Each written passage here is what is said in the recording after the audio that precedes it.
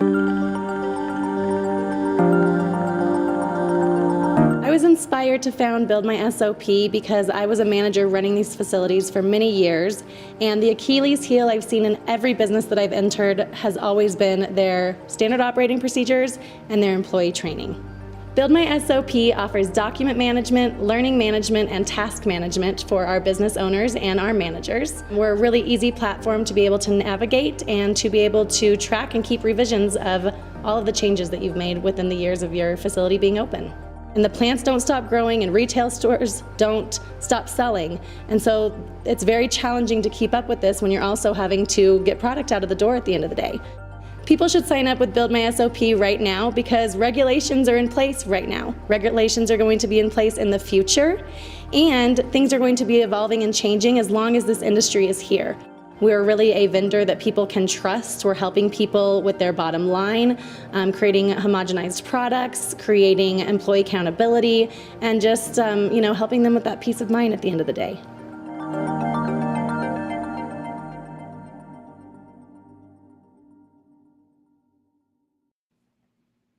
Hello, hello. Welcome to season 1, episode 4 of Ask the Regulator. Today we're talking all about a cannabis application overview.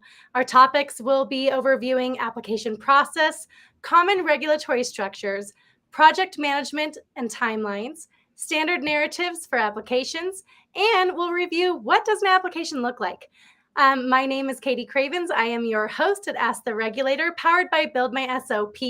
I have been in the cannabis industry since 2014. I've worked in almost every single position, excluding extraction. I do not have a lab technician background, so I've stayed out of that, although I have run manufacturing facilities myself. My co-host today is Tom Mohan. Tom, I'll let you introduce yourself. Hi, my name is Tom Mohan. I have been in public safety for 30 years, starting as a paramedic, working through law enforcement. Most recently, I've been a investigator with the Marijuana Enforcement Division in Colorado for 7 years, and now I work for Build My SOP. And we are lucky to have you. And our No, guest I'm lucky to have you. today, oh, thanks, Tom. We work really well together. Tom and I actually worked on opposite ends of the spectrum for many years, and I think it's really cool to find this full circle of us working so well together, hand in hand now. I love that about our story. Our guest speaker today is Layle McFatridge. She has built her cannabis career in the industry beginning in 2011. So she's way before you and I, Tom. She's worked in operational positions ranging from bartender to dispensary general manager and a corporate director of communications. Layle, I will let you take it from here and tell us more about your background and yourself. Awesome. Thanks, Kady. I'm so happy and privileged to be here. I really appreciate you taking the time today. And as you said, I'm currently a cannabis consultant, technical writer, and realtor based in Colorado. I have worked in a wide variety of operational positions for licensed cannabis businesses. However, I've been writing cannabis business applications since 2014. Helping a wide variety of cannabis businesses, both established operators and startups, to acquire new licenses in states all across the United States. So I've written or worked on applications in more than 20 states. So I have a lot of experience seeing the differences from different types of cannabis business applications, both state to state and city to city. So I'm so thrilled to be here and be able to talk a little bit about that today. Well, thank you for sharing your time. You are a fountain of knowledge. Your experience in the industry and the companies that you've worked with is so impressive. And we're really excited to pick your brain and get the insight. And I know you're excited to kind of what you said before, pull back the curtain and ask the regulator. That's why we're here to get perspective and for you guys to have that open line of communication. So, Layle, I know that you have a slideshow to present with us. I do. And I'd love you to just kind of take it from here, and we'll be accepting any questions from any of our live viewers, and just give us an open platform to discuss a cannabis application overview. Yay! So exciting. Okay, well, I am going to share a screen here with you all. That is our presentation. Let's go ahead and do slideshow from the beginning. Hopefully everyone can see that. As you mentioned, we're just going to kind of do a licensing application overview, really talk about some of the big picture things that folks may encounter if they are interested in applying for a cannabis business license in many states across the United States, for differing kinds of cannabis businesses, such as dispensaries, cultivation, manufacturing facilities, or even things like laboratories or delivery services. Today, we're going to talk about the application process, common regulatory structures and researching regulations, as you mentioned, hit on project management, writing application narratives. We'll hopefully have an opportunity to show some examples. And I'm super excited to have some questions come in, and hopefully, we can answer some questions live today as well. We just talked a little bit about my background, but as I mentioned, I am a licensed real estate broker and realtor in the state of Colorado.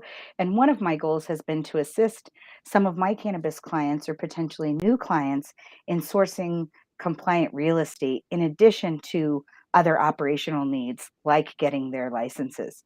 So it's really exciting for me to touch different aspects of the industry and to bring that in as a new addition to the consulting services I currently provide. Well, and I love this about you and your background too, because as you're working with other clients in different states, you know how to communicate with their realtor. You know what to Absolutely. tell them Yeah. to look for, what zoning, like you know exactly what's going on. Send me your address and I'll tell you whether or not this is the right place to invest in. So I think that's Absolutely. great. Yeah, absolutely. And really becoming familiar, it's interesting how much applicants really have to become familiar with sort of specialized jargon when it comes to cannabis real estate. When you Language, language, language. absolutely, when you talk about things like That's my setbacks. job. Yeah, precisely, Tom. When you talk about things like setbacks or the distance between a regulated cannabis business and nearby restricted types of facilities, common examples of those might be mental health facilities, rehabilitation facilities, daycare centers, schools, and sometimes Meditation centers. That's one that places. one of my clients just got hit hard with. There's a Oh, meditation center. yep, I was going to say, and sometimes places of worship, which can look like a lot of different things depending on someone's spiritual practice. So I'm Or the glad way Right. that you that they're mentioned zoned, that. the way that they filed with the state. Sorry, say that once again. The way that they're zoned and filed with the state, Correct. right? So Yeah, it's different than just being a yoga center compared to a spiritual meditation center that offers yoga. precisely. And Yep. also, of course, Two that different tax things. exempt, yeah, that tax exempt status that that organization may hold as well. So there are some organizations that other folks may not recognize as a religious institution, but if they do have that tax exempt status, that can certainly have an impact. So, Yeah. so yeah, I think that's a great thing to mention, Katie. And I think that really echoes what the slide here is showing, and that's that the application process really does vary widely from state to state and city to city, as I mentioned. And while each application has its own unique qualities, there are some best practices and there are some common things that we're going to see over and over again. Of course, most applicants aren't going to apply over and over again. They're usually going to choose to establish a cannabis business in a single location at a time. But if they have desire to grow and become either a multi-state operator or even just to have a footprint beyond a single state, um, they can definitely be impacted by the differences between the process from one location to another. So hopefully we'll have some opportunities to uh, show those similarities and those differences as we I talk about try to applications encourage today. my business owner operators to really visualize their businesses if they're separate locations as completely different identities.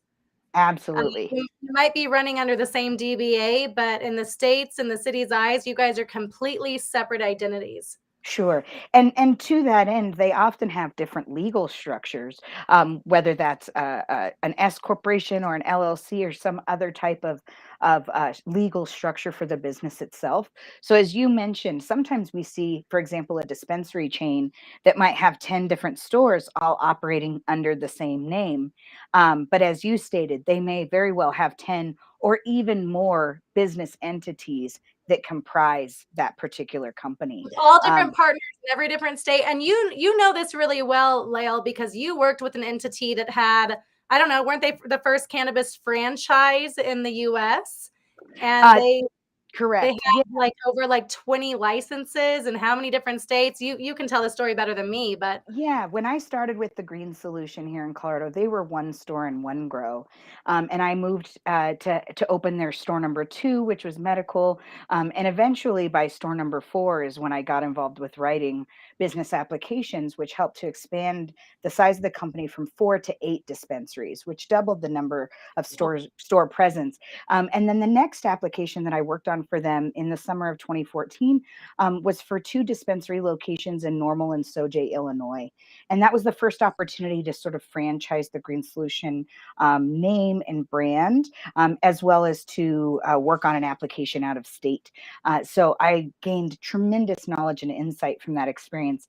And it was fascinating to see the many differences between the Illinois regulatory model and the Colorado regulatory model.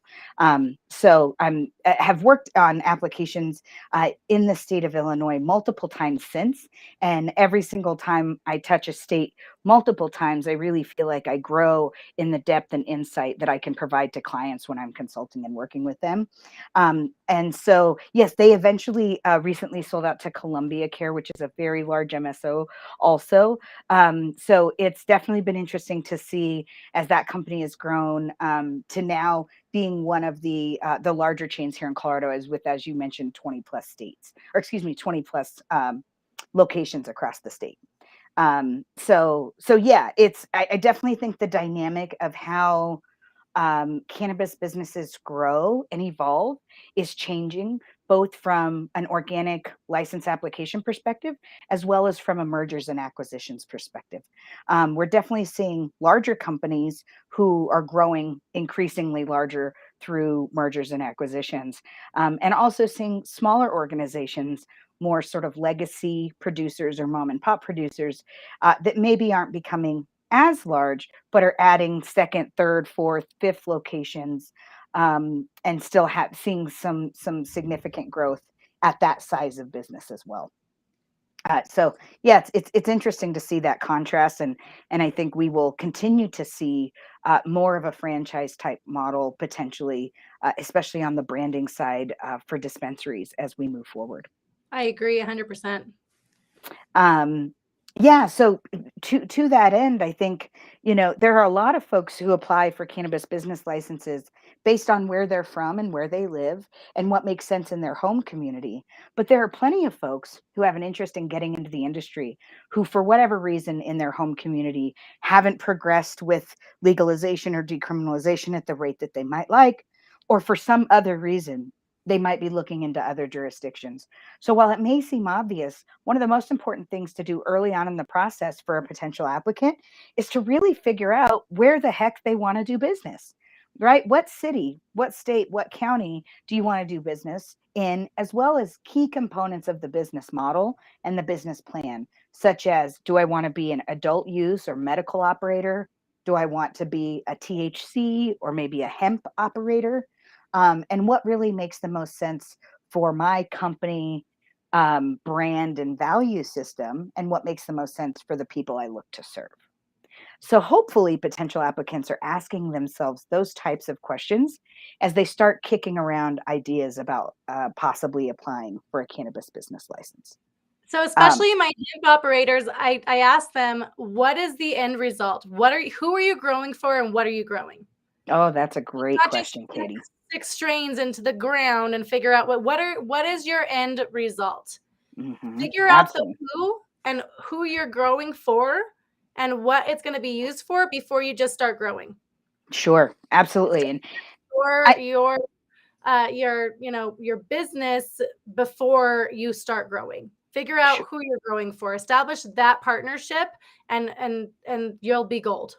yeah, absolutely. And I would even take that a step further and say that there are a lot of decisions that can be made early on in the process that really don't have a definitive right or wrong answer. There are definitely ways they can do a better job than not when it comes to things like branding and marketing, choosing the name of the business, choosing that legal structure, like we talked about a short time ago. Are they a corporation? Are they an LLC or an LLP or some other type of legal structure?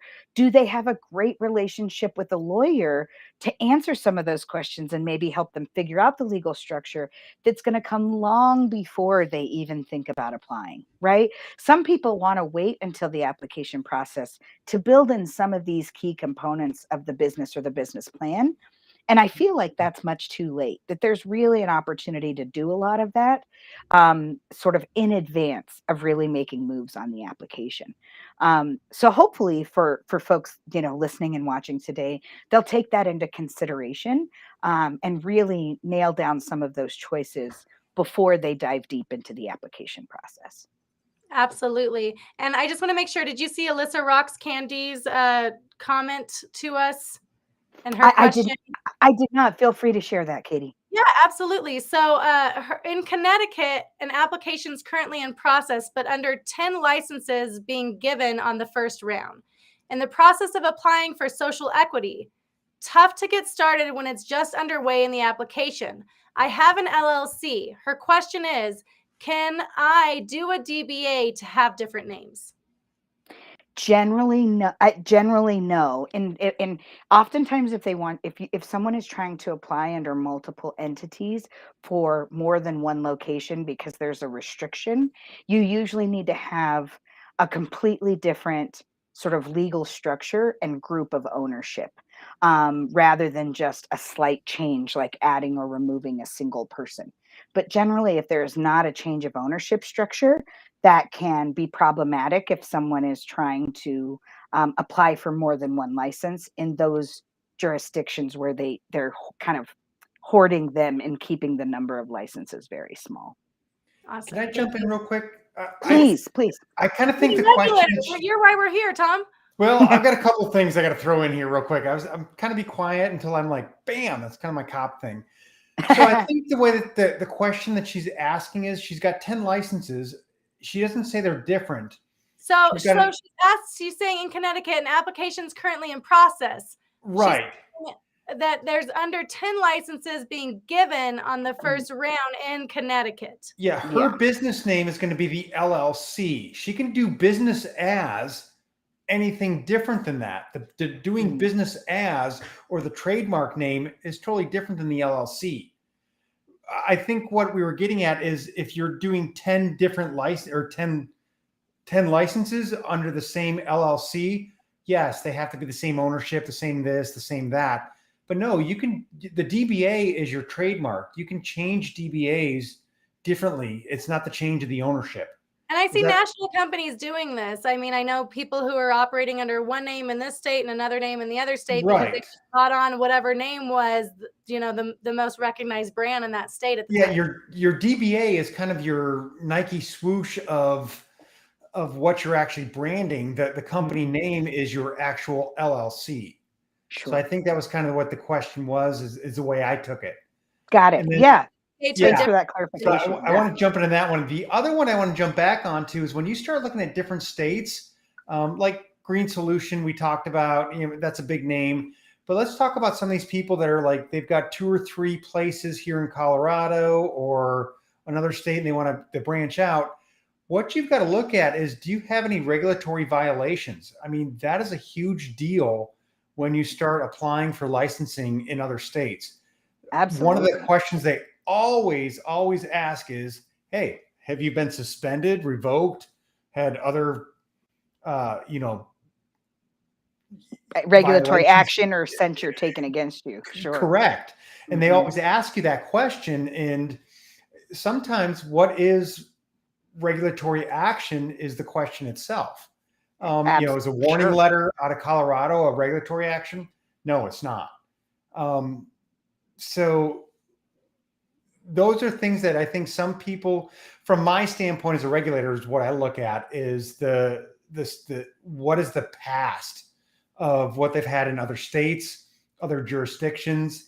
Even if they're applying, even if they're applying for another license in the same state, but from jurisdiction A to jurisdiction B, from county A to county B, they're going to ask all these questions, or what are your local jurisdiction violations? What are your state violations? So I just want to jump on that real quick. And that's me as the regulator. Sorry. No, I think that's a great point, Tom. And I think if the idea is that you've behaved poorly in one market and that somehow there's an escape hatch to go to a new market and operate, you are 100% correct that that is a false perception and that that is not accurate, and that that regulatory track record is going to follow you and sort of haunt you, if you will, for the good or the bad, far more than your elementary school record ever did, right? That it will have a meaningful impact in your ability, pardon me, to operate under that existing business entity or other iterations of Better just business dissolve it and entities. start over. I Yeah, think the big issue, or though, even other groupings of ownership. Correct. Yeah. when you Well, start I have filling to out those laugh a little applications, about what you're saying about the elementary school thing, because my daughter was in a preschool and they tried to slap my hand for tardies.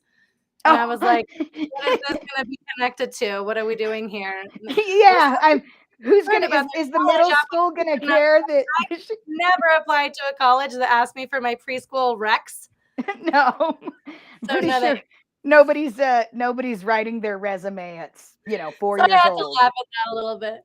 Tom, I'm sorry. I know I cut you off. What were you no, going to no, it's okay. So my big thing is what a lot of people don't understand is, while you've got these licensees or these owners that want to go to different jurisdictions, is they see this question of, have you had a regulatory violation in another state or jurisdiction?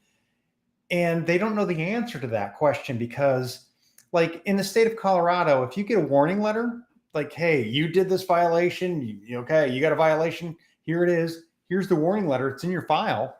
But is that a regulatory violation? No, it's a not. warning? It's a warning letter, but in the state of Colorado, it's not a regulatory violation that needs to be reported to other states. Sure. So if you're trying to get other licenses and you say, yeah, I've had 4 warning letters in Colorado, well, that's kind of looks bad. And you didn't need to report that. You weren't legally obligated to report that. Right. So that's why the licensing side of things, right? That's where this comes back to language. Warnings correct. versus a actual corrective action. corrective Yes. action. So it's interesting you bring that up, Tom, because, and by all means, this is an opportunity for me to learn and be better in the service of my clients. Obviously I never want to give poor advice. And if it's beyond my scope, or what I'm able to do, in my capacity, I always defer my clients to reach out to their, their legal or their tax professionals, whichever individual it might be that can better guide them. But that being said, I advise clients exactly that a warning wouldn't necessarily be applicable, that it's really about corrective actions. Did they come in and perform an audit? Did they require you to take a corrective action of some kind? Were you fined or censured?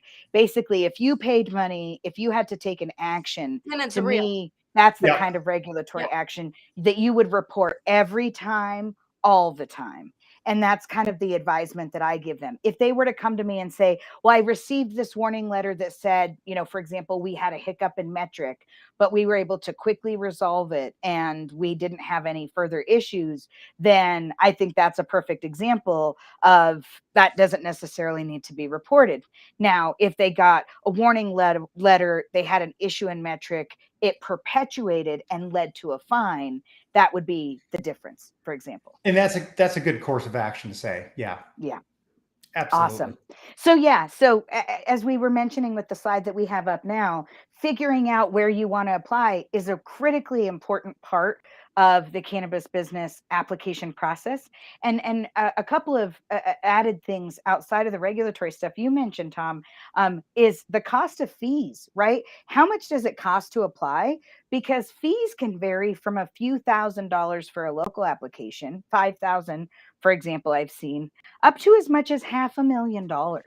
So the amount of the fees themselves, as well as what, if any, of the fees are refundable versus not refundable, is an important consideration when you're choosing which jurisdiction you might apply in. That's something that you review with your clients before they take on their journey. Absolutely. So I feel like my most successful application clients are ones that put together a specific application budget. So they're, of course, going to need to submit a financial plan, which we'll talk about later in more detail, where they're describing to regulators the financial health of their existing operation and what they expect to happen, usually over the next 3 to 5 years. However, separate from that is how much it's going to cost just to apply.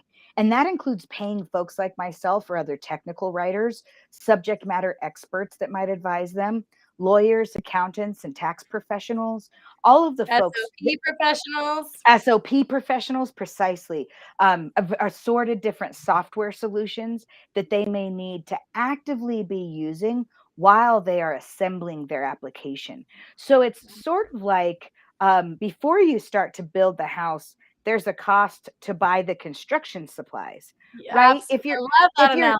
if you're thinking of your cannabis business as building the house, and you know, the application is kind of like getting the building permits, and you have to do that right before construction happens. Up until that point, you still have to do things like source materials. So so I do think that the most successful applicants are those that are realistic about what it's going to cost to engage those professionals in the pre-preparation of the application or pre-licensing phase, if you will.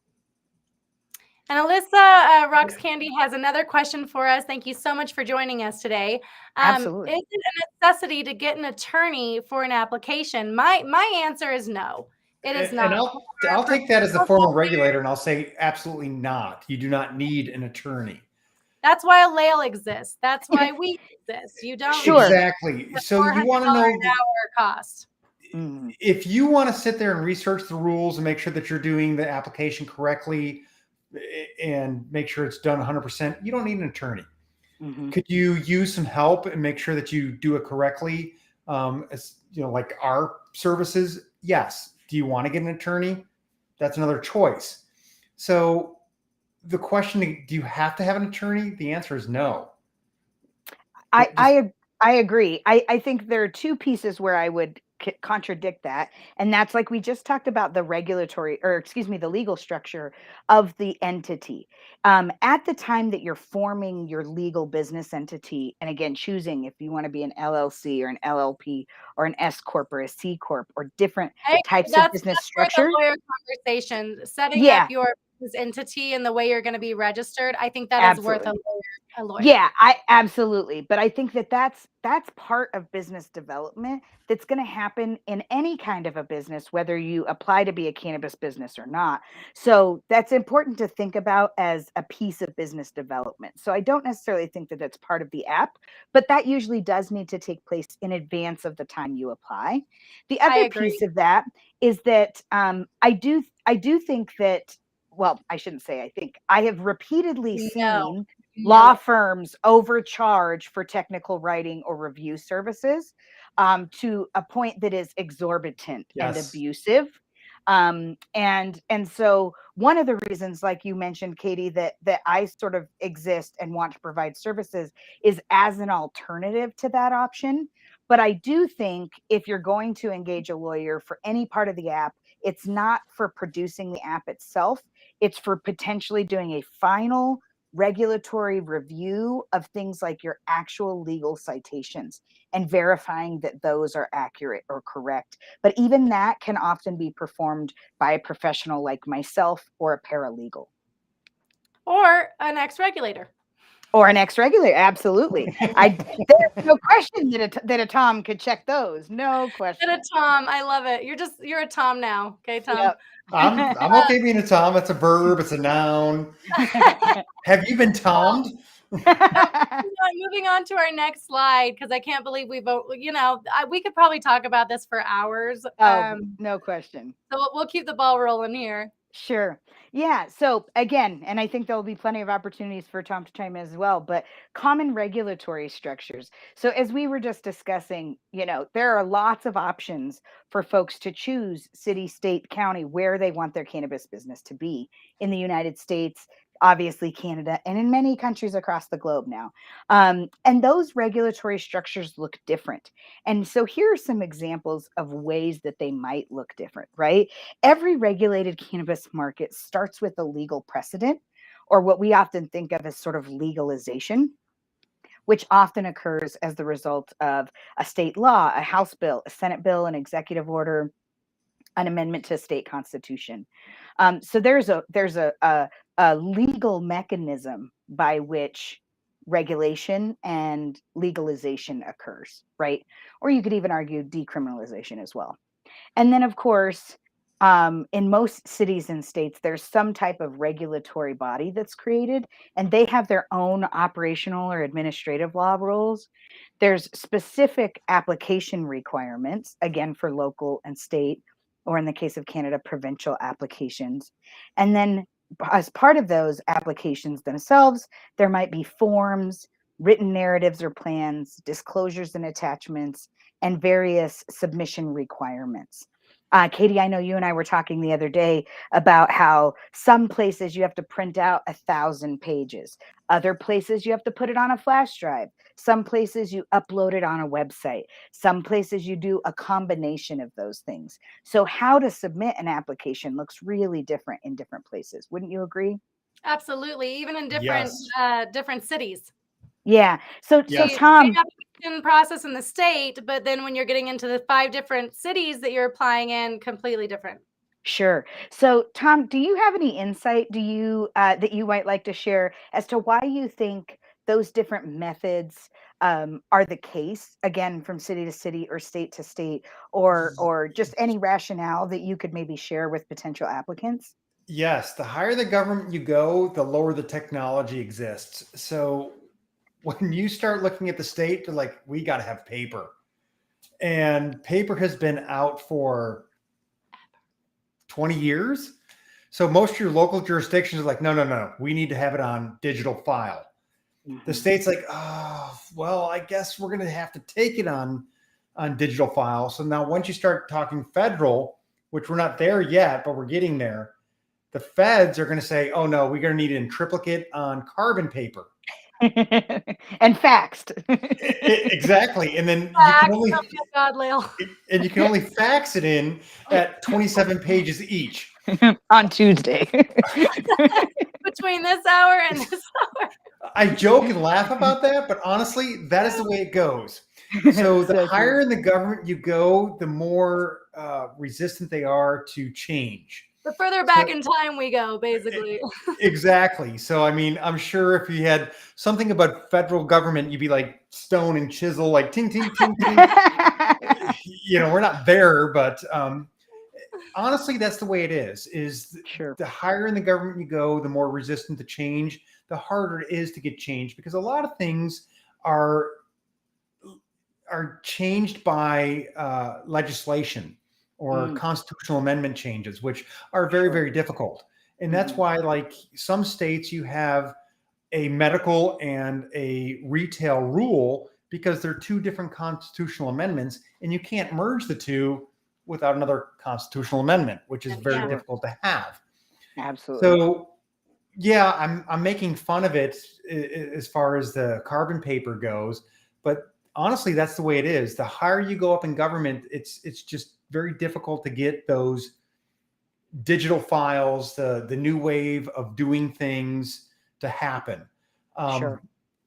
Digital still is acceptable in most states, but they like the paper because that's what they've always done. Done. Yes, and then but see that my problem there, and one of the reasons we have our auditing feature on Build My SOP is in New Yep. Mexico, it's written in law that when you turn in physical record to them, it becomes public Public record. and that's bullshit. Yeah. That's I my get it. safety protocol. That's my in-house practices. There's so many things wrong with that.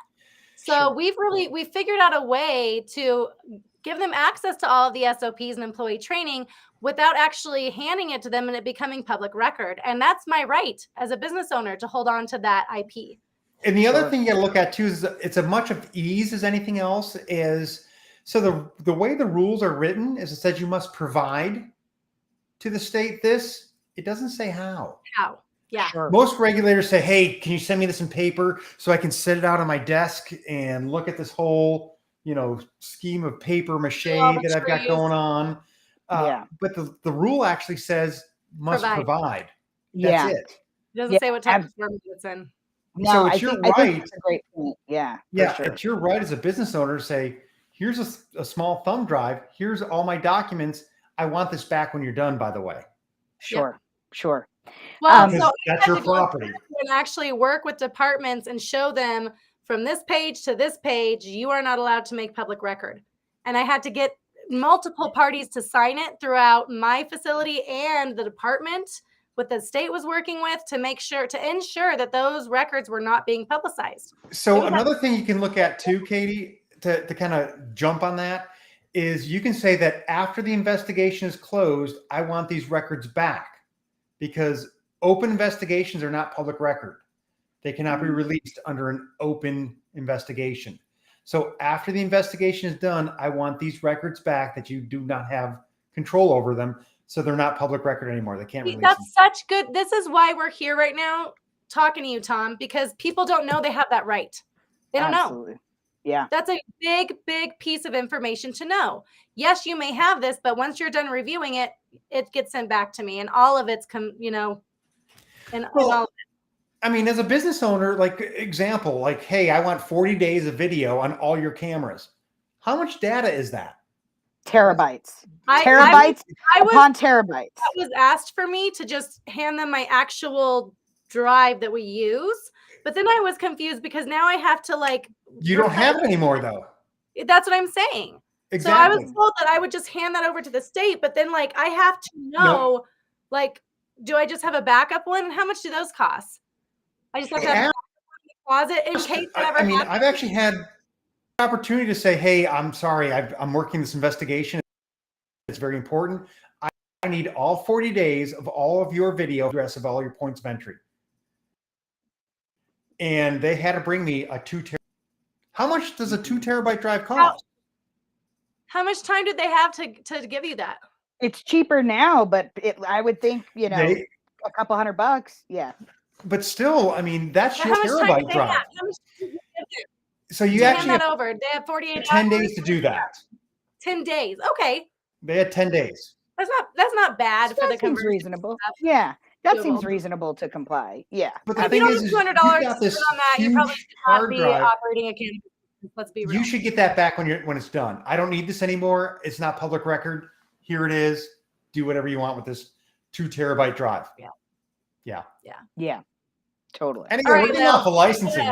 Yeah. No, we're good. We're good. But these are it's interesting because the best way to describe it is that it weaves through the experience of applicants and what they're there are so many things they have to deal with in the application process, but also once they become licensed operators, the application process is just the beginning. It's just walking through the door. After that, then you have to take steps once you're in the building.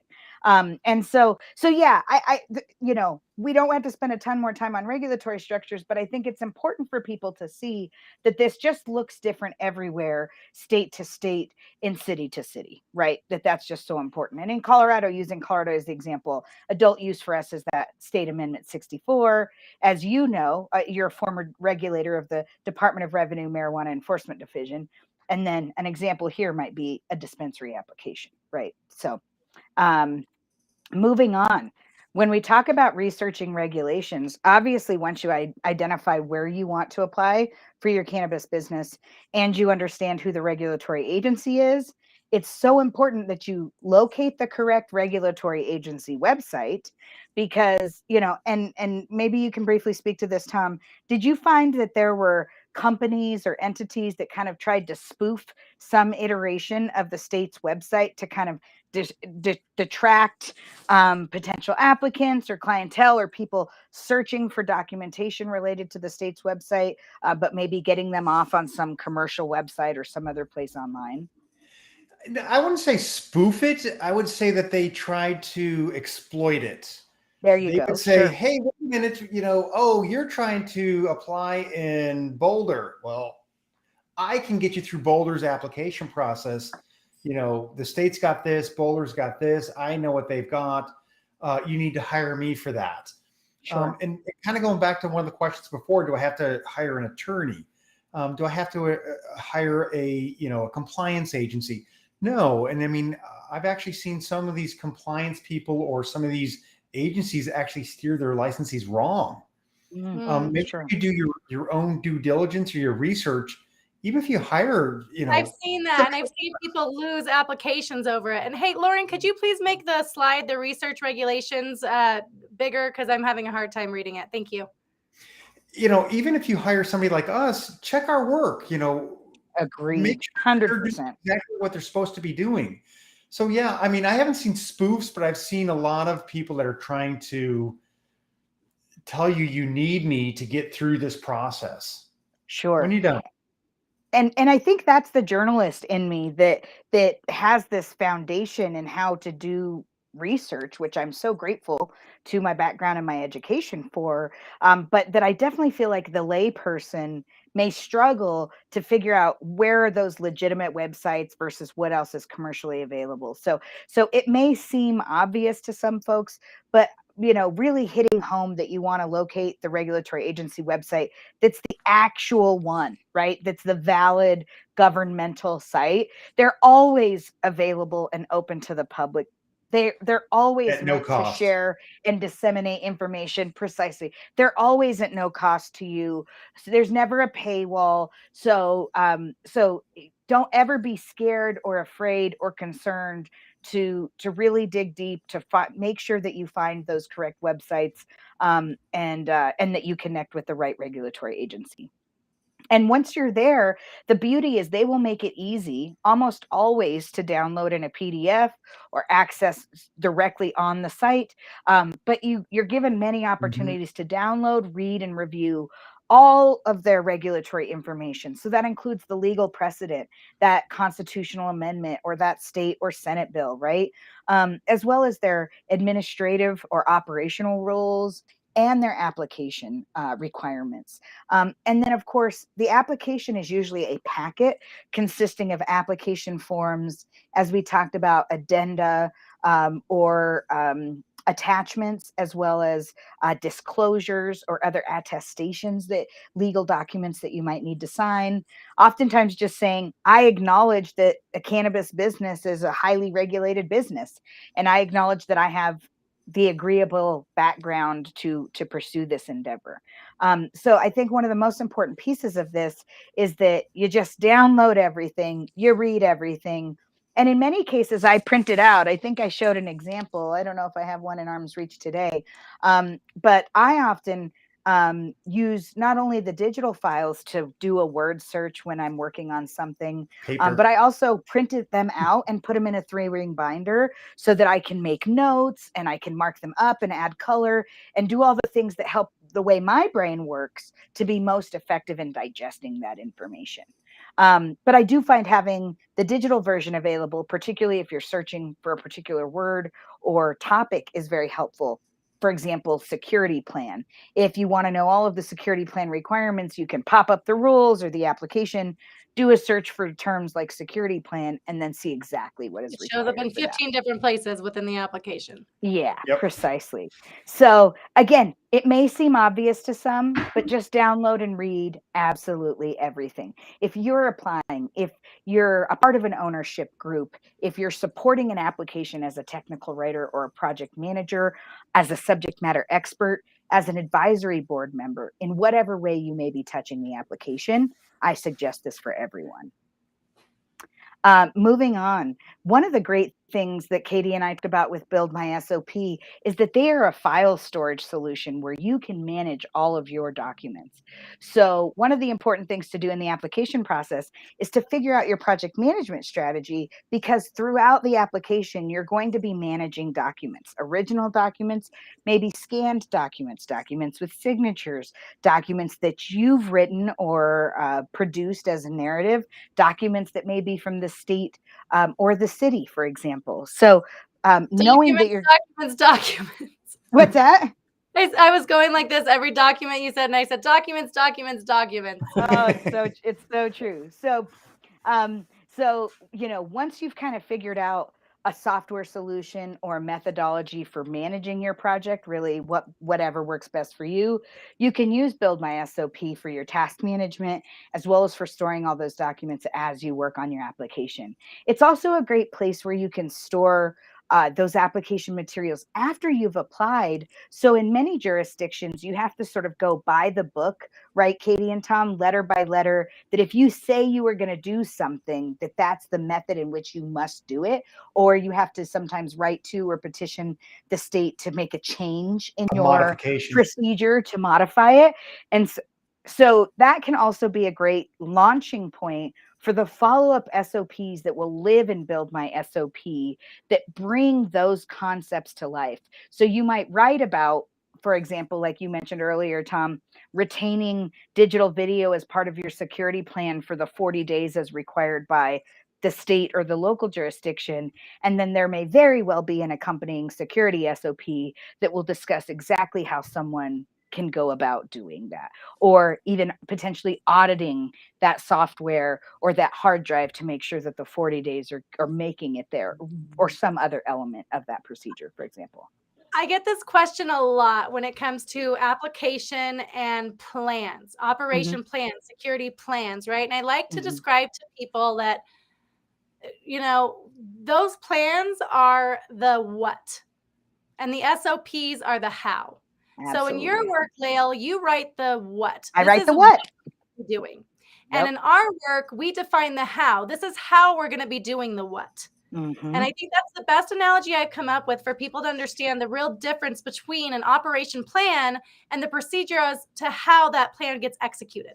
Absolutely. And oftentimes an operations plan might look like an operations manual, again, where we're busy describing the what. The what might be part of our security plan is that the company will retain digital video recordings for 40 calendar days. And then, as you mentioned, the how, is CSOP for digital video retention. And it's this computer using this hard drive will retain video using this software. And that's how you actually execute your plan. Precisely. And this is how we access it. And this is how we share it with the state. And this is how, so you're the what, we're the how you execute the what.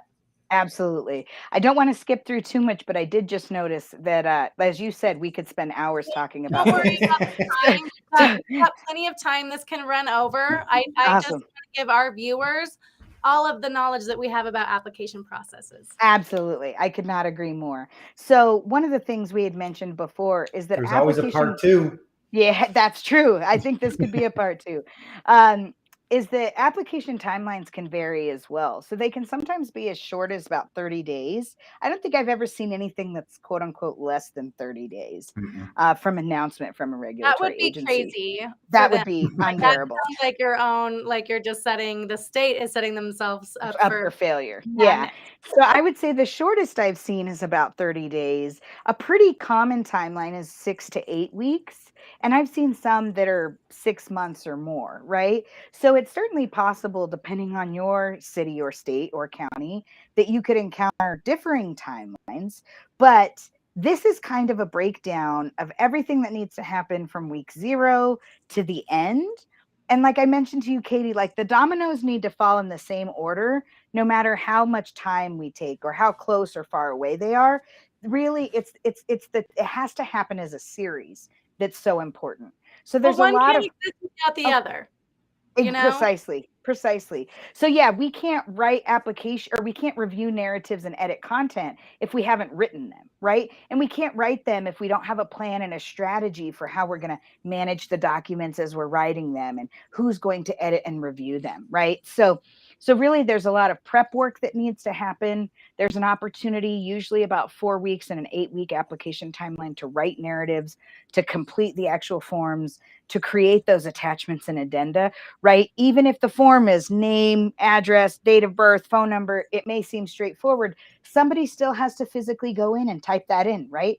And determining, is it a consultant or a tech writer, somebody like me, or is it the actual applicant or somebody on their team? Sometimes ownership groups could be 15 people, so sometimes you'll need attestations or addenda for 15 different people.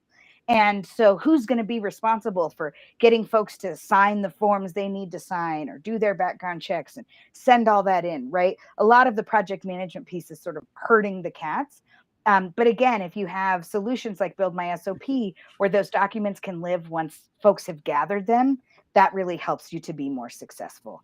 So it's really about preparing, writing the narratives, editing and reviewing them, giving a final approval. A lot of times applicants will hire, again, lawyers, consultants, other advisors, and not expect to actually read through the content before they submit it.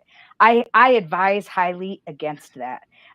Even if you've paid someone else to prepare the materials and they are subject matter experts, it is incumbent upon you to read that thing cover to cover before you submit it to the state. You want to know the answer to any question a regulator like Tom might ask you as part of the applications process, the licensing, the inspection process. You really want to know what you're talking about. So even if someone's prepared a plan and it sounds great and it's compliant and the state likes it or the city likes it, you still need to be well educated and well versed on what And that was our entire focus of our last podcast with Kristen Yoder was you are responsible.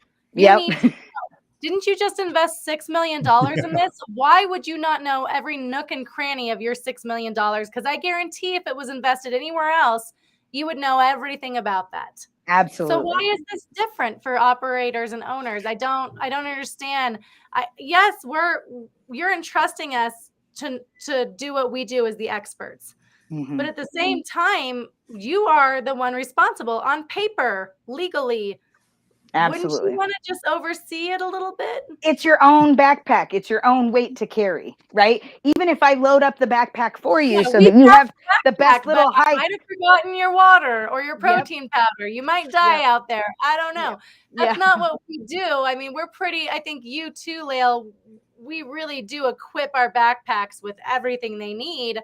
But that's why we have follow-up conversations too. I mean, Tom and I will go through every single SOP, and I'm sure you do the same thing with your documents and your license owners of actually reviewing every single line item before they okay it, before it gets processed, before it gets sent on.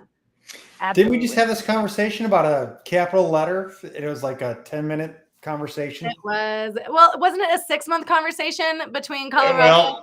Well, that was a state thing on my side. That's why I was right. We took a 6-month conversation to 10 minutes, so I think that was pretty good. Yeah, absolutely.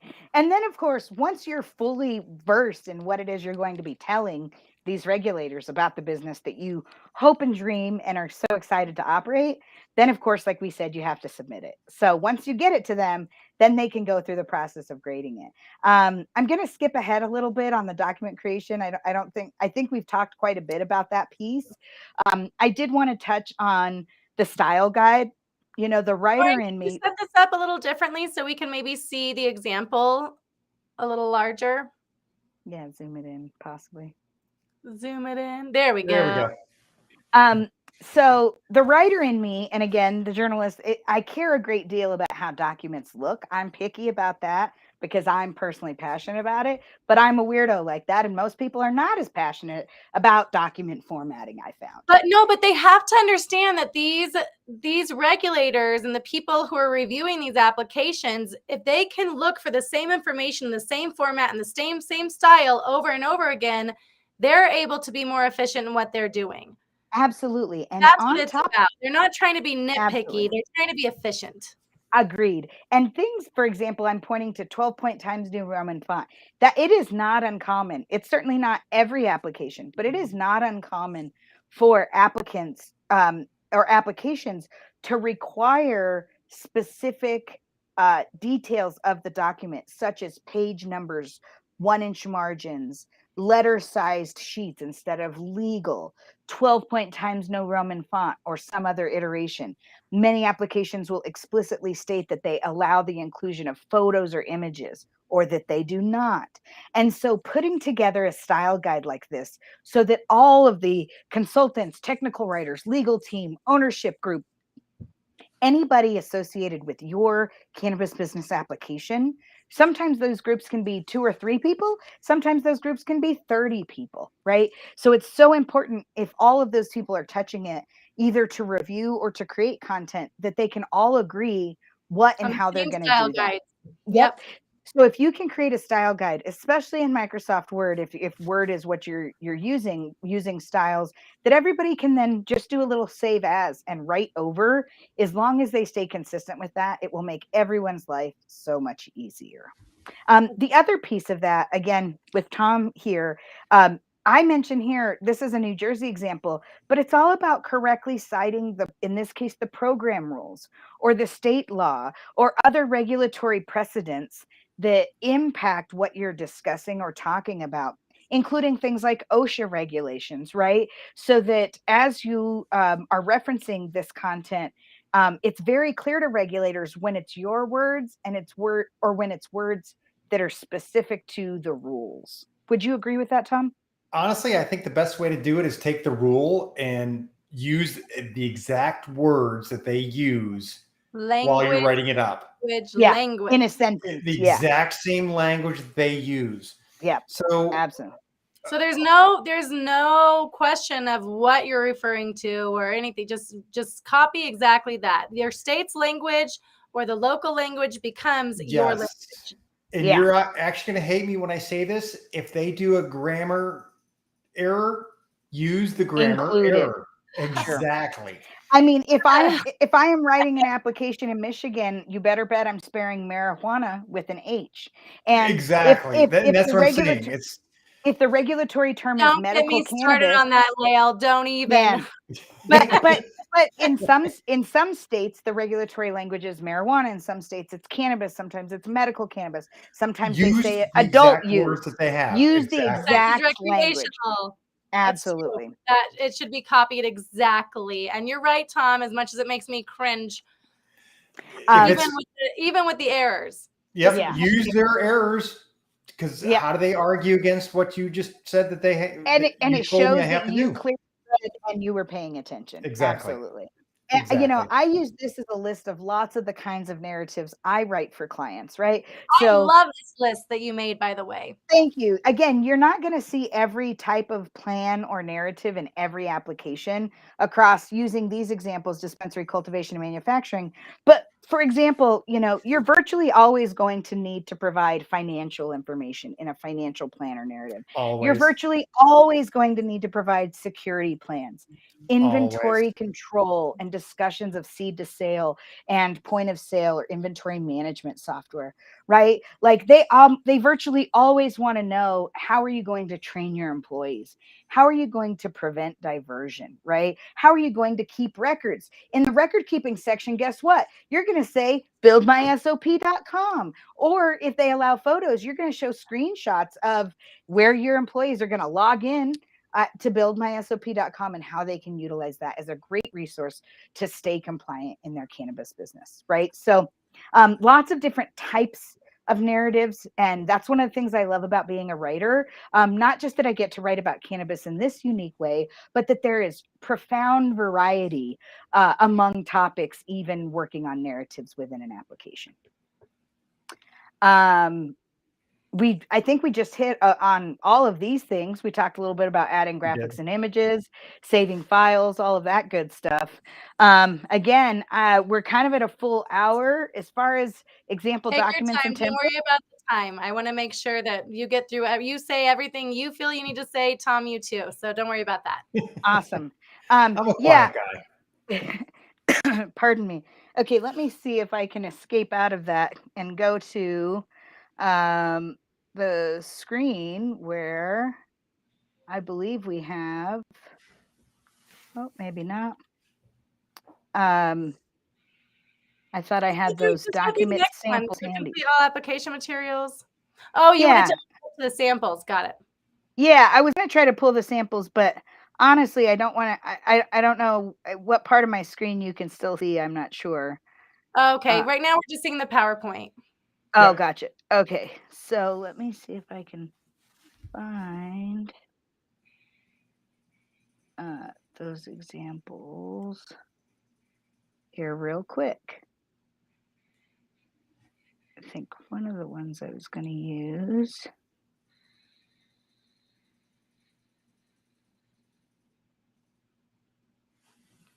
Okay, perfect.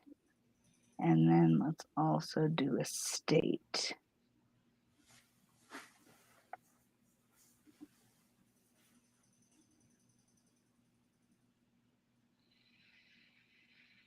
feel like I should do some background music. I know. Ding, ding, ding, ding, ding, ding, ding, ding, Oh, that's funny. ding. That's what you went to. I was in Jeopardy. We gotta guess that tune now. It's like Dee, dee, dee. We all have our own. It's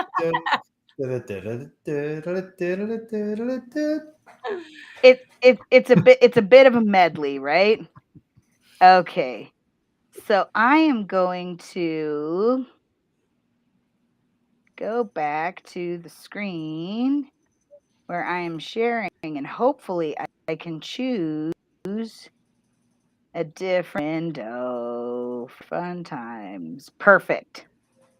Okay, hopefully you can see. I can't see. Now we can. There we go. Okay.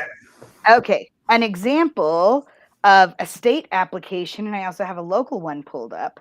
So in this case, it's a social equity application, right? So I'm sure Tom's familiar with basically the standard format of all of these MED applications as a former Yep. regulator in the state. But here's a good example. In this case, it starts really simply with giving you some guidance, right? So it's going to tell you exactly what you need and where you can find the information or the forms that you might need. They also provide this great glossary of terms, right? So that everybody, as you've been saying, Kady, language, it helps folks to get on the same page. And again, these look different everywhere. Most regulatory agencies are going to create some kind of checklist. And that's one of the things that I love. It may seem obvious, but it is a tool that is provided for a reason, and it enables applicants to make sure that they have completed or done every task or document that regulatory agency requires. Again, we talked about attachments, gives you opportunities to attach things. Will you make that a little bit Disclosures. bigger? Sure. Let's see Thanks. if we can zoom in. There we go. Yeah, absolutely. Yeah, just checking off. Did I sign and attach all of the forms?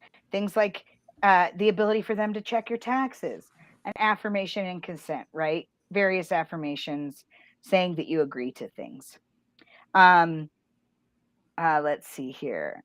Again, more information that you're required to have. We were just talking about what kind of regulatory structure we might, or excuse me, business structure we might choose for our entity.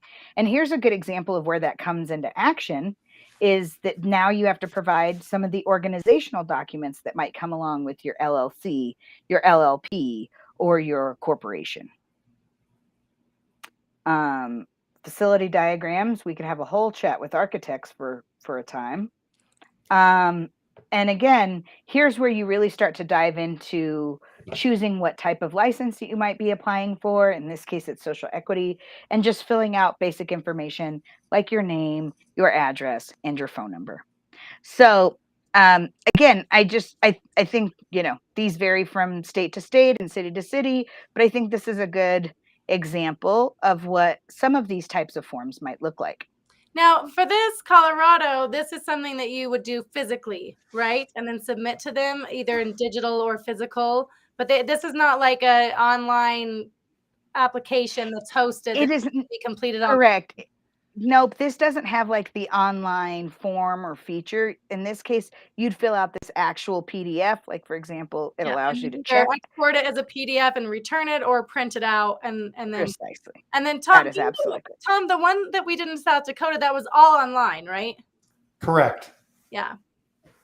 And each state is different. And like I said, the government, like some governments are slower to adopt digital and e-filings versus, actual paper. Yeah, sure. And then again, using another Colorado example, I guess it's just helpful since that's where I'm based. And this is one of the last applications I worked on. Fortunately, this client did win a license. Yay. That being said, in the city and county of Broomfield, they had a kind of interesting application. As you can see, theirs is pretty large at 45 pages. And one of the reasons it's so large, again, here's an example of a great checklist They give you the ability to link through to all of these documents. Isn't that Very lovely? nice.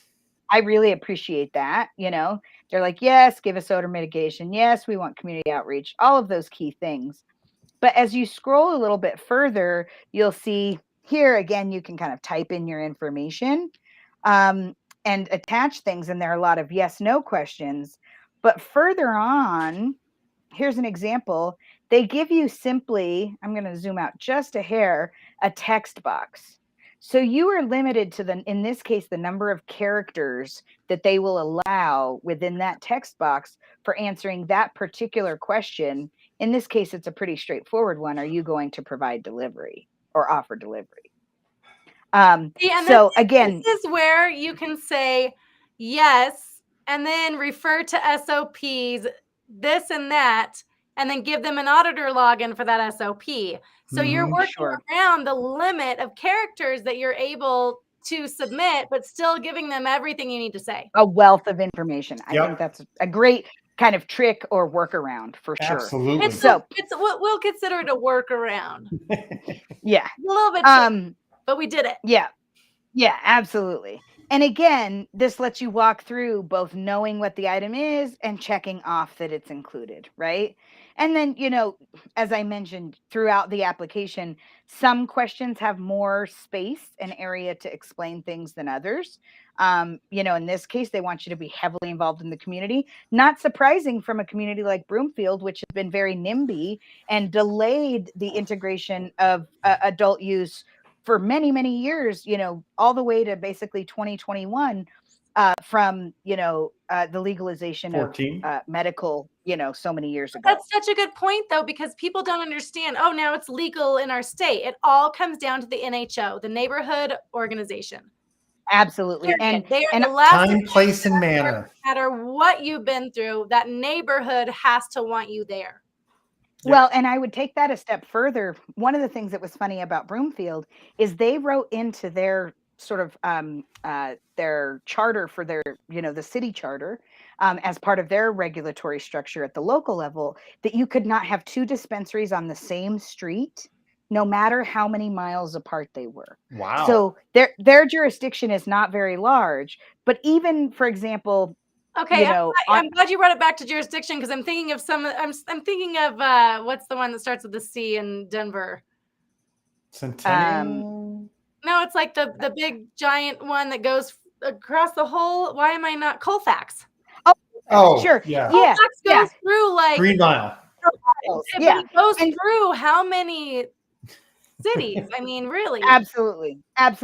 So to that end, I guess, what's interesting is that, in other cities that wouldn't be practical, but for them, they chose to say, even though, their little, jurisdiction might be 5 square miles, that rather than doing zones or different districts, or which are some different methods we've seen, or in the case of the city and county of Denver, doing areas of undue concentration is how they've defined clusters of cannabis businesses in a neighborhood, where they don't want to have clusters of more grows or more Trinidad that only allows them on one street within one block, and you have 8 dispensaries next to each other. It's weird. Precisely. Time, place, or manner. like Tom mentioned, who chooses? yeah. Like, what's the how do I choose? What is the rationale? Yeah. But I think that that's important to know, how that just made this local app unique and very different, right, than some of the others. So so having that kind of insight, whether that's in the Colorado market, or again, there are other markets I've worked in, like Illinois, Michigan, New Jersey, where I've worked in that market multiple times over years, and I really understand the political and regulatory climate, and can really advise clients on how that might affect their choice to apply and operate a cannabis business in that love how you market. bring it back to the political climate, because that's really what it's about. When I just spent some time in Florida, I was like, this is nothing like I've ever seen before. Sure. It was very interesting, and it was new, right? And I had to remind myself, I'm in a different place. Totally. Because there were things that this can't be right, but totally. Absolutely. So let me just toggle back. I just realized I've got to toggle back to my presentation here real quick. There we go. And so I think that was certainly, let's see here. How do we just play? Can we play? I don't want to go from the beginning. Oh no. We're going to scroll through fast forward style. My apologies. It's all right. We're just a Oh, bunch now of we need to go stoners back. doing stuff here, you know. That's what we do. Expect it. There we go. So we looked at some examples. We talked all about the forms and why you've got to complete them. We've mentioned, Tom hit on this the other day. You can submit the best application in the world, but they will not It is grade it or not review complete it if you until don't pay do the what? fees. Thank you. So whether they want you to pay with a credit card or a check or send 2 fairies and a leprechaun, whatever the methodology is, pay the fees when you submit your application. Because you mentioned one thing when we first started. So yeah, I worked for the Marijuana Enforcement Division in the past, but what was the first part of the division I worked for?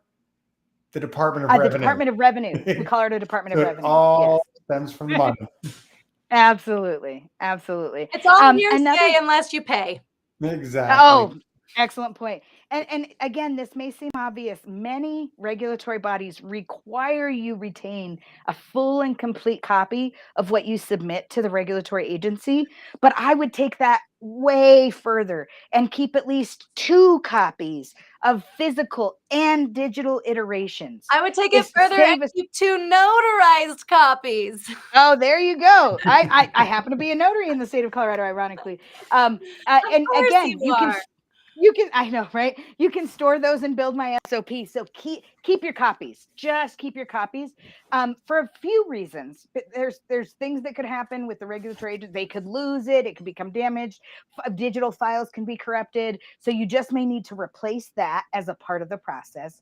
They may ask you to provide copies or often do at your local entity. So even though you've applied to the state, the locals want to see a full and complete copy of usually what you've given to the state. And then there are a wide variety of reasons that you might need it for future or current business partners, lenders, a variety of different folks that you might work with that for some reason want to touch some element of your application materials. Tips and tricks. I feel like we talked about reading everything. We talked about understanding that legal precedent.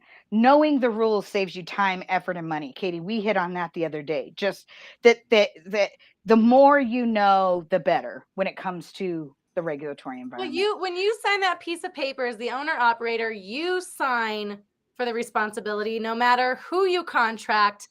And in the court of law, any judge is going to be like, you're the owner operator. I don't care who did the work for you or what your contracts displayed.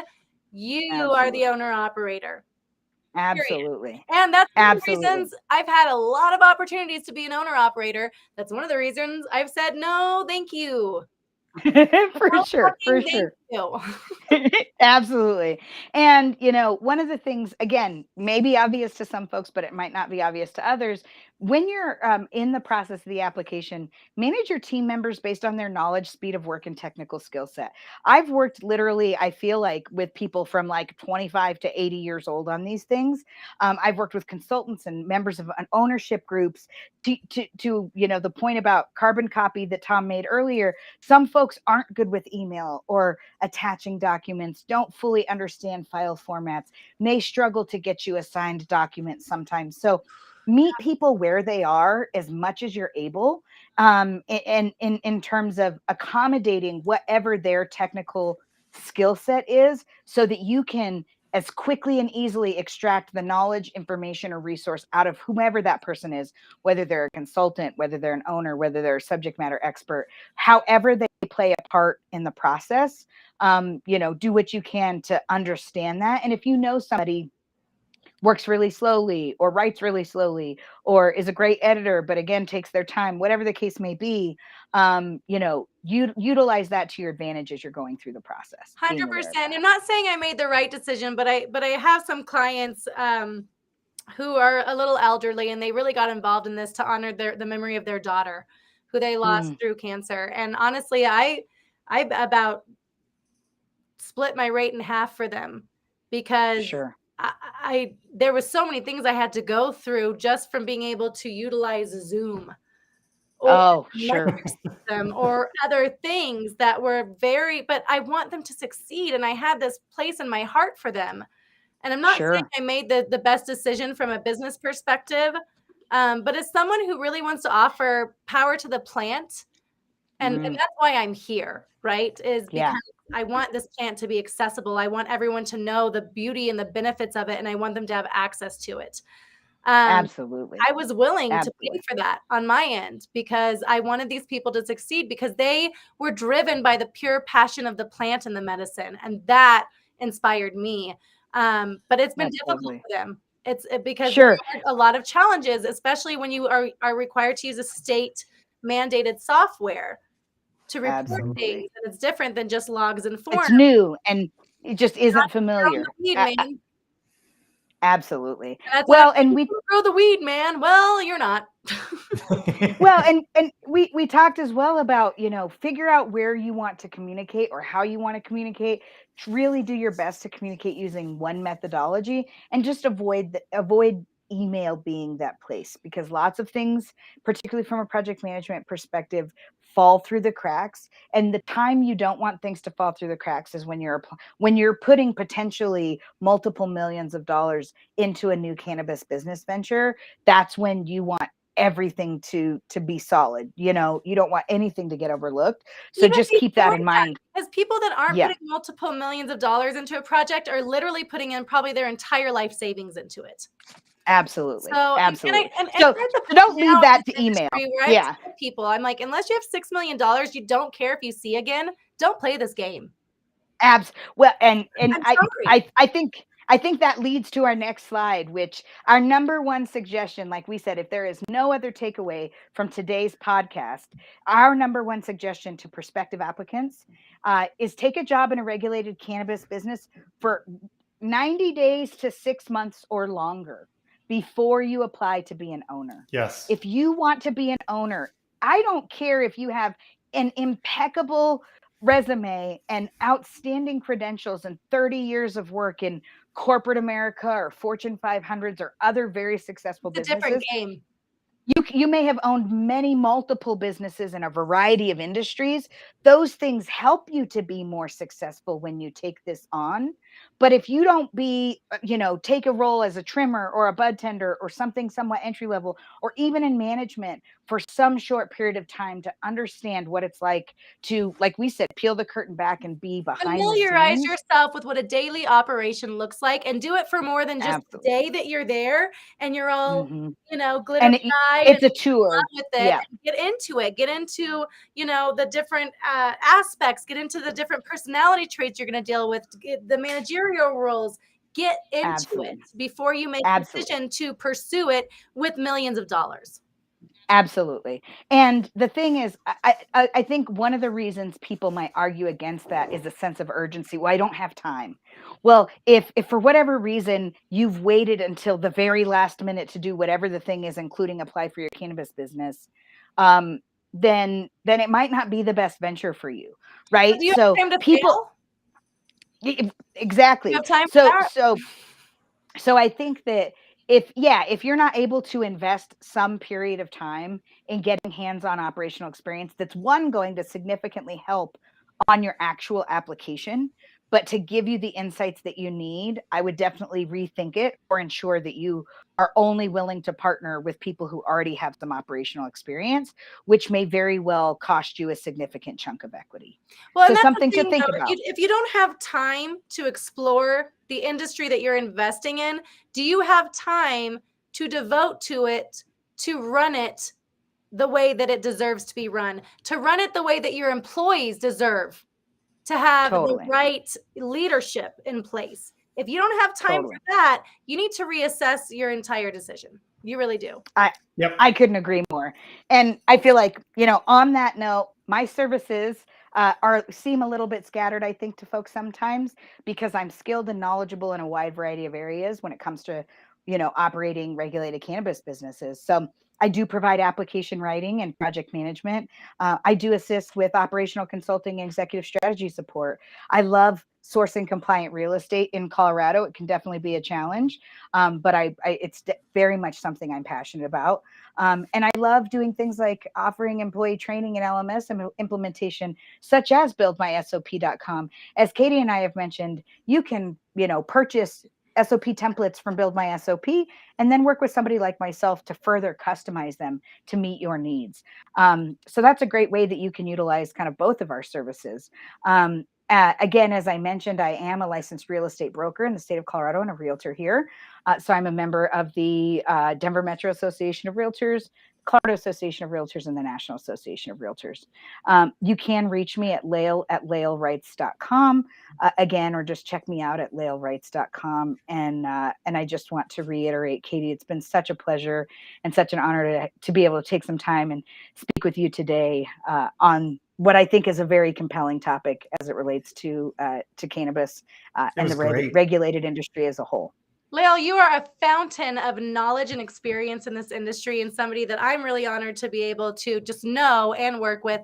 And I think you forgot just a general badass there on that last slide. Oh, thank you. You're so sweet. You have so much passionate that really is just so apparent in the way that you communicate about your services and what you're offering. And the reason I wanted to bring you onto this podcast is because of your general passion for the plant. Thank you. That's why we're all here at the end of the day. Tom got stuck in it because of his cop background, but I think Tom has a lot of passion for the plant too. He's seen a lot of really amazing things that it's done in the last 8 years. I'm sure. So thank you for your time today. This has been just so insightful, and I think our viewers and listeners have gotten a lot of great advice. Those who are just thinking about maybe even looking into the application process, what that might look like. And please, everybody, take advantage of Layle. Reach out to her, ask her the questions. Having someone like her on your side during the application process can save you time and money. And then having the extra support of Build My SOP, I will say in my last 7 years of running both Act Compliant and Build My SOP, I have not had one single applicant who has been refused a license when they have applied with a full set of SOPs. Yay! Everyone who's applied with a full set of SOPs has had their license given to them, because that's what the state wants to know. That's absolutely what like you said, they want to know the what, but in many cases, they also want to know the how. How are you going to achieve the very lofty things that you have described to us you're going to do? And just kind of quickly as we, near closing, from the writer in me wants to mention that, we talked a lot about, what am I trying to say? Attaching yourself to ethos, or really creating compelling language for regulators. So you're not just telling a story about how you're going to run your cannabis business, but you're also tapping into why they should care about that. One of the examples I think I gave to Tom recently was, in a security plan example, we're going to prevent diversion because we care deeply about being a good neighbor. Therefore, we will lock our dumpster, those kinds of things. So it's, we're describing kind of how the business is going to operate, but really trying to pull them in from an emotional perspective to get them to know that we care. And that's part of how we're going to show up as being good neighbors in our cannabis business as well. Yeah. And that's, you have to think about your community. I think, we, in our SOPs, we include an odor complaint control plan. When you receive an odor complaint from your neighbor or a general complaint, how is that processed? What does that look like? How do you respond to the complaintee? Right? So we go through our investigation process. We go through taking in the complaint, right? Receival, investigation, and then fixing it. And then we get to, communicating how we fix that to the complaintee. And all of that's really important, not just acknowledging the fact that they're having that issue, but then going through it and fixing it and then responding to them. That will get you 1,000, steps ahead with your neighbors if they think you actually care. I go to a nail salon next to a dispensary, I don't mind the smell of pot. Clearly, I like it. But it's even with all of the nail stuff and everything in there, it is pungent. I mean, it like knocks me in the face. And I Wow. feel bad for these nail operators because these technicians, they've lost customers because of it.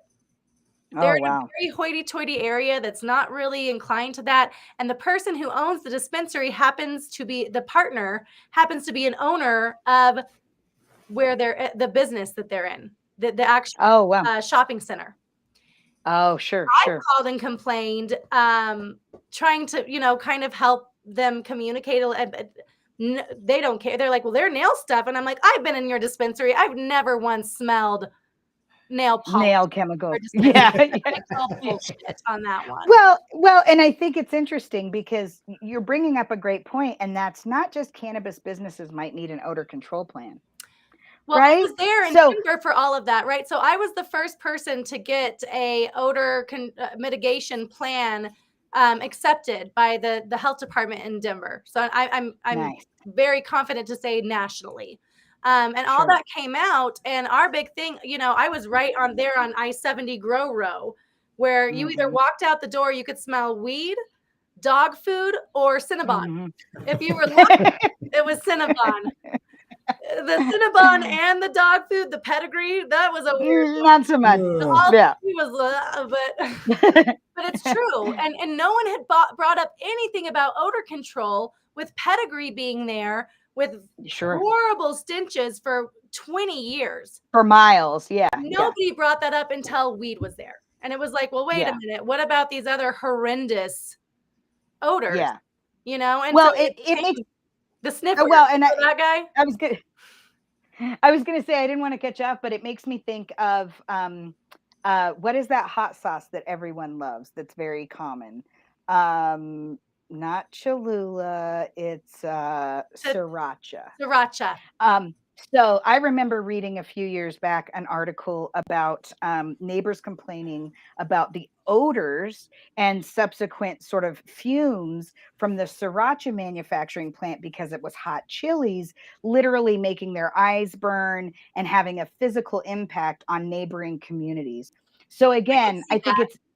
I think it's interesting. I bring that up just to say a lot of what we deal with in writing cannabis business applications and working in the regulated environment are things that not just cannabis businesses encounter. I just think that they're not necessarily commonplace. So we're not inclined to realize that other people are solving those problems or coming up with those solutions as well.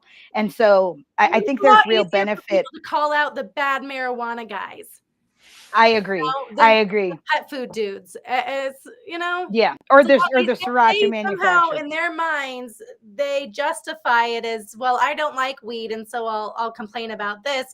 But I've been living next to Sure. the pedigree plant and been, And that's forced to fine. Yeah, smell all of this for the last 20 years and not once had a comment about it.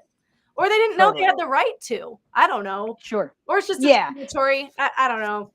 Yeah. But I share that to say I do think that, one of the takeaways is that oftentimes we are describing solutions that come from outside of cannabis or other industries that we can find ways to conform to solving our problems.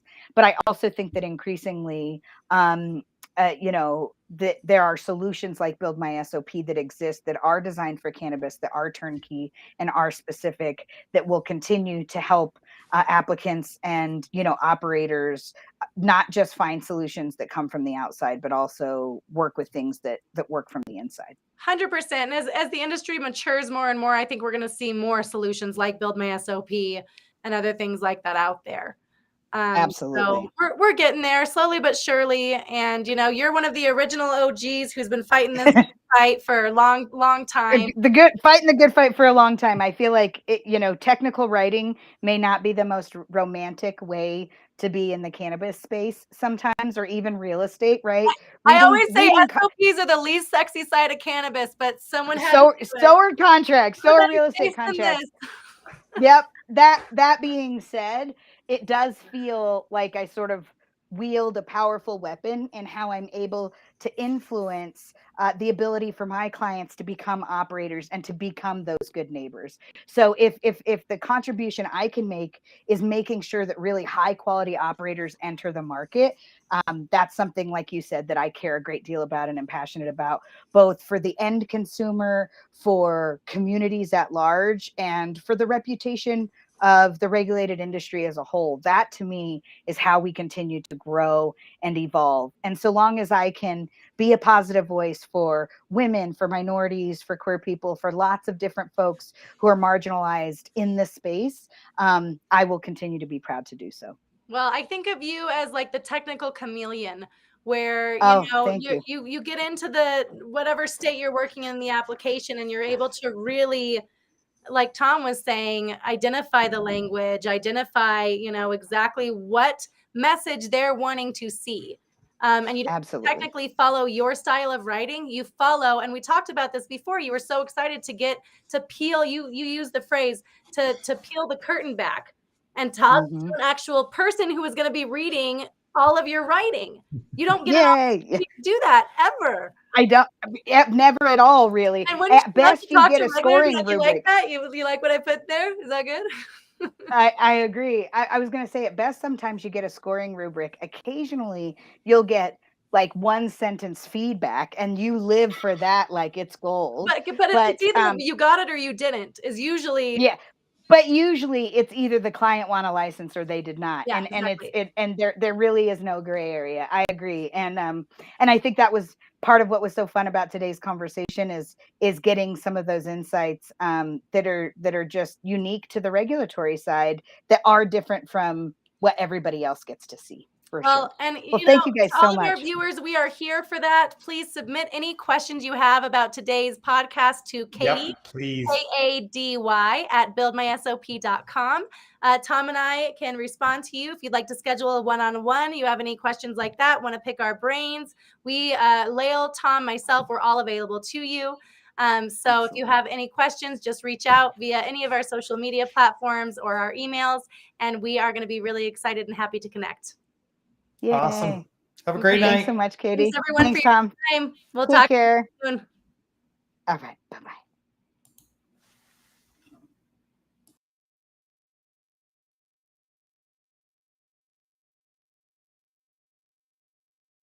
Hi, Goodman. I'm the Chief Operating Officer of Best Days. We're here in New Mexico. We have many buildings that are under lease and in development, and many that are actually currently operational.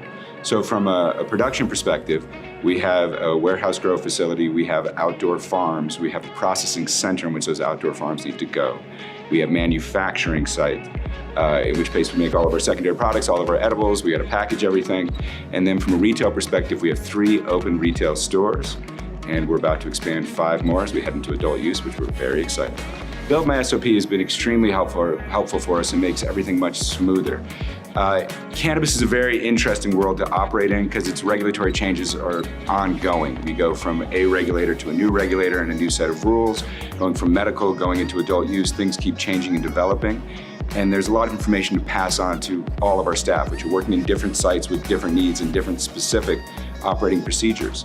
Build My SOP gives us this very easy platform that is accessible to those employees, both to go back and see an SOP, to look at it, to make sure they're following protocol as originally asked.